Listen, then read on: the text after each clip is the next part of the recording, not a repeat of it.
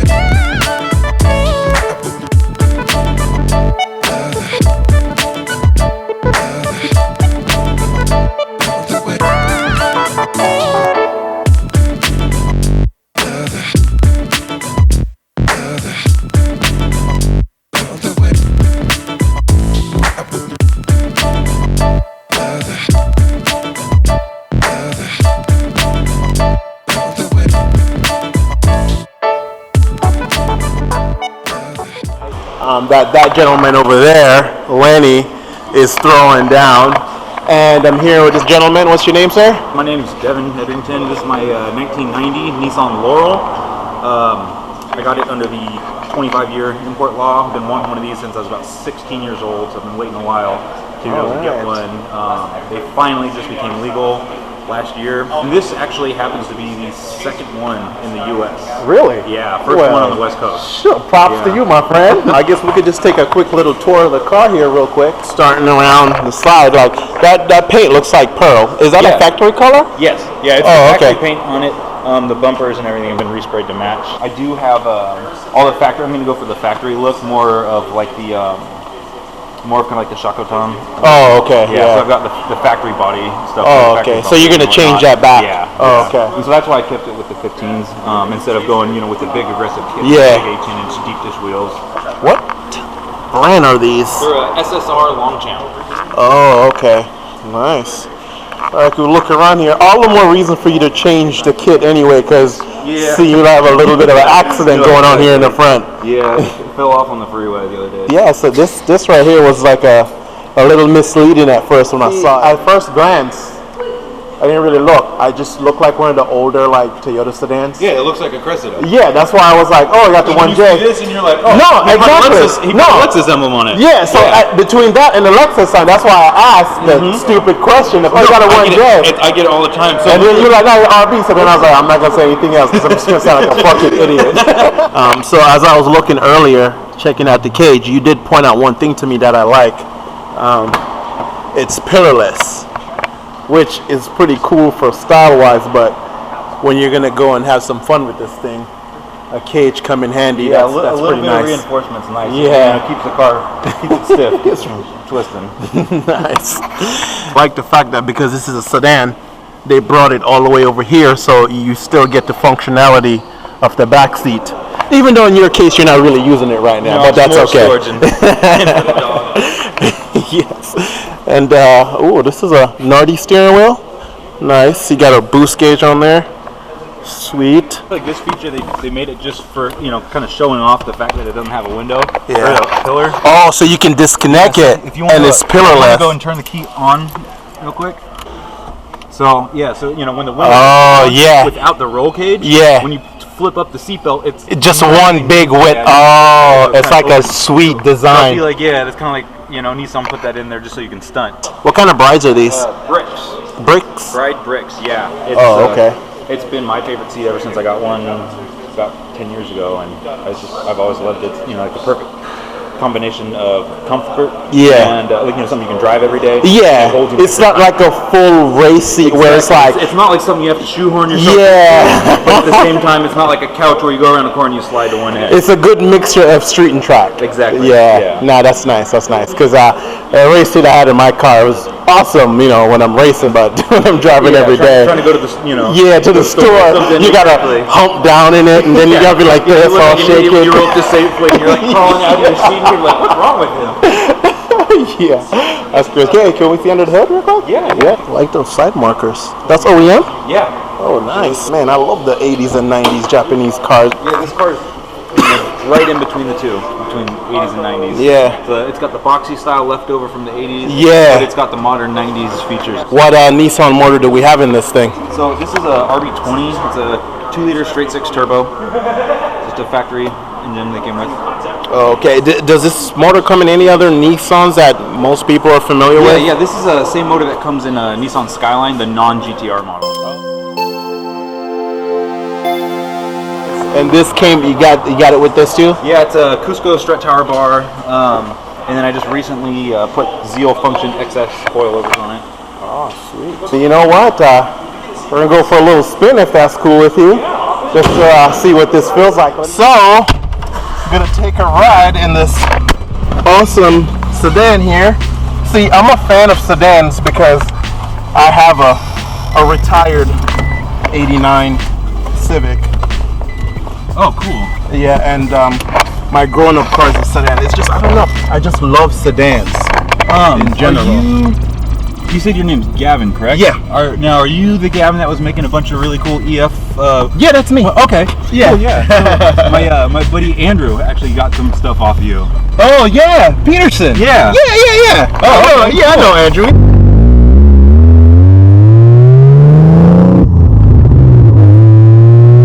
It's still the factory turbo? Yeah. Oh, yeah. okay. I've got a whole bunch of parts that I'm planning on putting on this winter. Oh, okay. So, you know, I just wanted to keep it roadworthy for the summertime. So Yeah, I can enjoy it, you know, exactly. like, You want to drive it a little bit, Yeah, enjoy it you know. before you start going to town. Yeah, exactly. And, you know, building it up and taking it apart. You've got a cool, fun car. You want to drive in the summertime when the weather's nice. Yeah. So I figured, like, in the wintertime, I've got other cars, you know, so Yeah. that's when I can take it.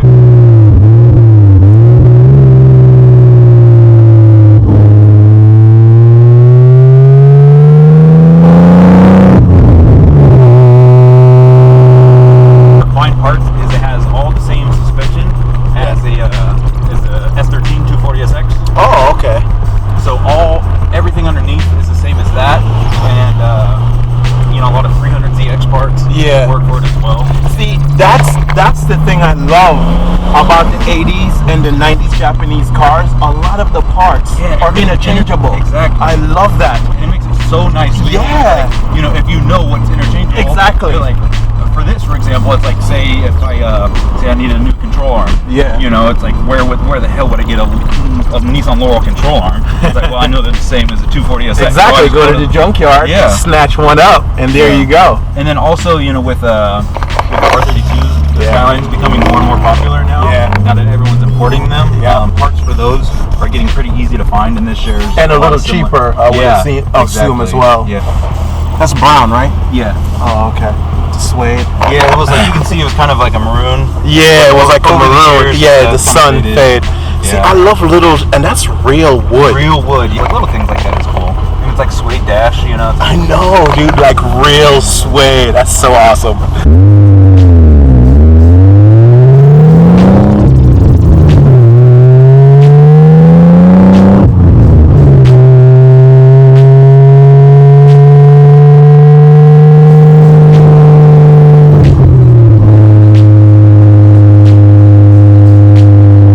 The blue is really what caught my eye. Yeah, no, exactly. Because it was so like tucked away, and I was like, wait, that looks like a blue roll cage. And I looked, I was like, oh my god, that's awesome. Yeah. So I had the same roll cage in my last 240.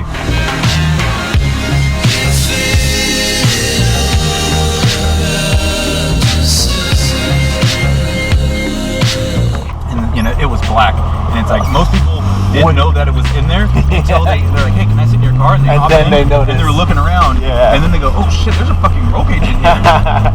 I love that incognito look. Yeah. Especially the sedan. Yeah, right? Because it's like, you know, sedan with a roll cage, that's like super big. Yeah.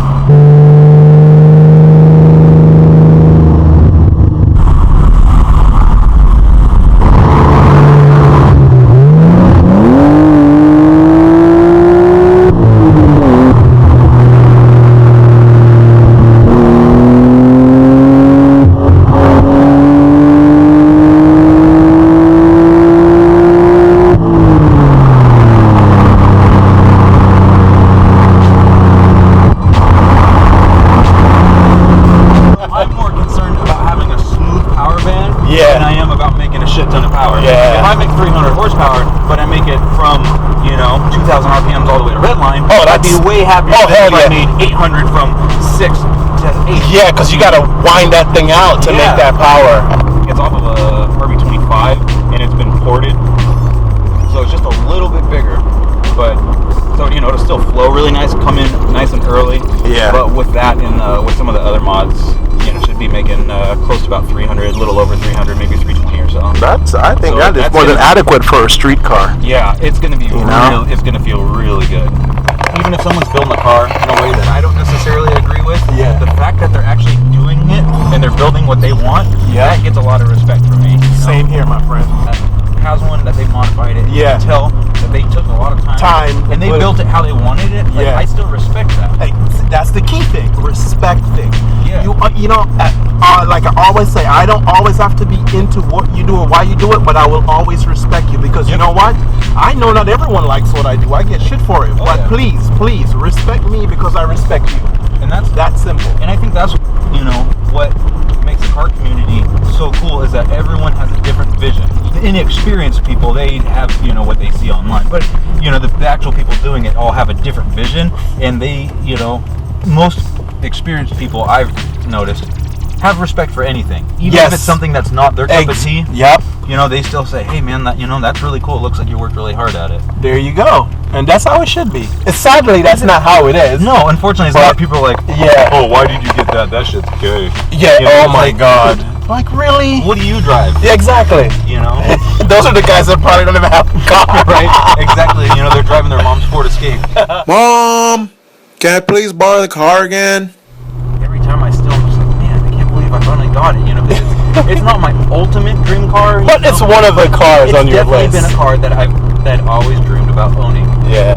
And it's like, when I hop in it and I look at it, it's like, of course I see things that I would change about it, but I'm still just like, man, I can't believe I finally did it. It's a party, it's a party, it's a party. My partner on the pill, my hood up on the drum. What up, player? Oh, that's the one, huh? Fucked it, bro. It could look worse, though. I mean, from a distance, you don't really notice. Not too bad. No. Where you going? Son, What up? come on. Come with us. Hello, ladies. I'm by myself. Come on. We have extra seats over here. You guys need to ride somewhere? You sure? I promise, I'm wearing a bow tie. I'm not a murderer. I swear. Well, that's why I had to let her know I have a bow tie and I'm not gonna hurt you. Can I get a hey for the camera? Oh, that was awesome! One more time. There we go. We're going over to Polished Image. Where the fuck is that? Up the street, yeah.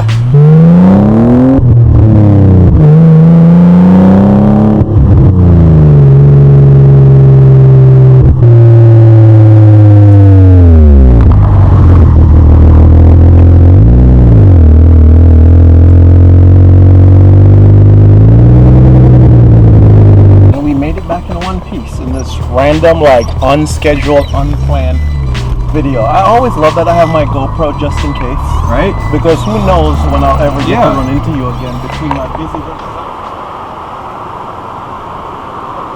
Told me about it. I was just like, well, I bent my door back and it was out a lot worse.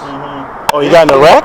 Nah, dude. Someone busted my fucking window out and fucked my shit up. I mean, I know all about it. Look at my front bumper. There's a chunk missing out of it now. Yeah. The highway decided to take a bite out of his bumper. This is fucking clean. All right, you haven't seen this. Oh yeah, this is a C33. Oh, 33. Okay. C33 Laurel, yeah. That's badass. Laurel, not Lexus. That's very misleading. No, I know. I have that same badge for mine. It's the SEMA badge. I just haven't put it on there yet. I got it, dude. You want to see my fucking hood rich one? Uh-oh, let's see what you got. The hood rich right here. I haven't put it on because I'm not trying to be that guy. But... Oh, damn! What? I see the Rolls Royce ring on it. The Nissan.